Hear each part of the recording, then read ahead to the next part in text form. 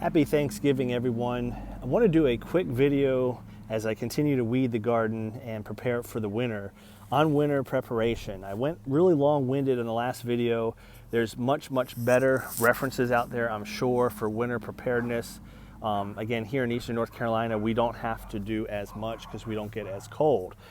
First things first, I do want to mention, before you even plant a rose bush, knowing the variety is really important. Something like Let Freedom Ring for me grows really well, and it's a hardy rose.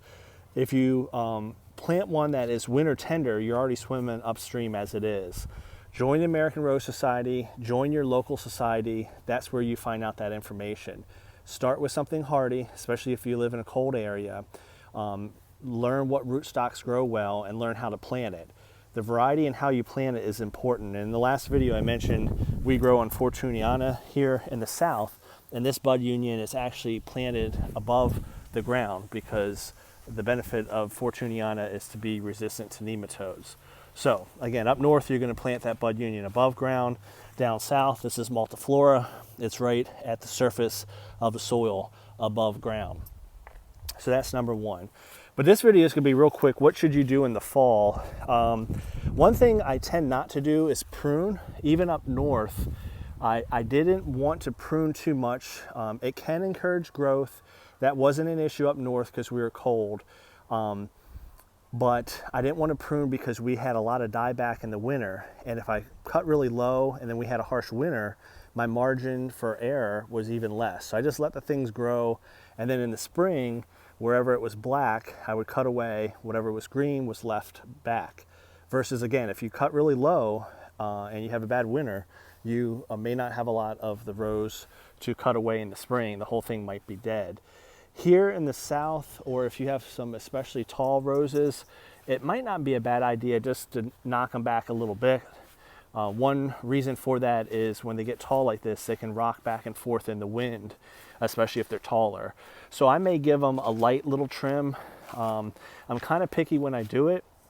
It's really warm this Thanksgiving week, so I don't want to prune them now because even though our sun angle is getting low and the amount of daylight is less, if you prune it, it is still encouraging growth a little bit. And you can see it here. I pruned a rose, or didn't prune it, but I cut a rose for a neighbor, and you can see here's new growth. So you are encouraging new growth when you do pruning. So up north, not a real big deal. If you want to trim it back a little bit, you're going to be so cold in the winter, they're going to stay dormant. Down south, I would probably wait for some upcoming cold weather. So for me, I might prune these slightly, again, just to reduce the height, not for winter protection, just to reduce the height so they're not rocking back and forth, and I have less to prune in the spring. But I would look at the weather forecast, and if it's going to be an especially cold week or two coming up, that's a good time to prune. That way it won't be encouraging growth at the same time. The other thing you can do no matter where you are, so again, pruning would be for height, lowering it so it doesn't get knocked over in the winter, whether it's winter winds or ice. Doesn't help with the keeping it from dying, but it's just something you can do in the fall as a chore. The other thing everybody can do is taking the petals off. So instead of cutting these roses, this is a new bud right here on Hot Princess, I'll cut some and give them to neighbors and keep them in the house, but I let the majority of the roses go and I don't deadhead, because that again also encourages more blooms. I don't want new blooms.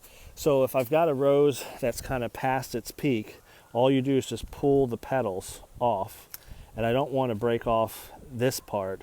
Let this go to seed in the hips, and that will signal to the rose that, hey, it's winter time. I need to stop trying to reproduce and just slow down for the winter. If you have some nice blooms and things are still looking good, by all means leave them on there. And this is a good time to point out, you might see these videos and say, good grief, spraying and mulching and weeding, it's like a second job. Only do this if you enjoy it. And again, I enjoy that. Sunny Sundays, just a fabulous bloom. But I'm outside weeding today. I don't need to do that. But it's 70 degrees. I'm getting some fresh air, a little bit of exercise, and I enjoy it. Do I have to weed this garden today? No. Do I have to pull all the petals off on all these roses? No. It's a hobby. I enjoy it.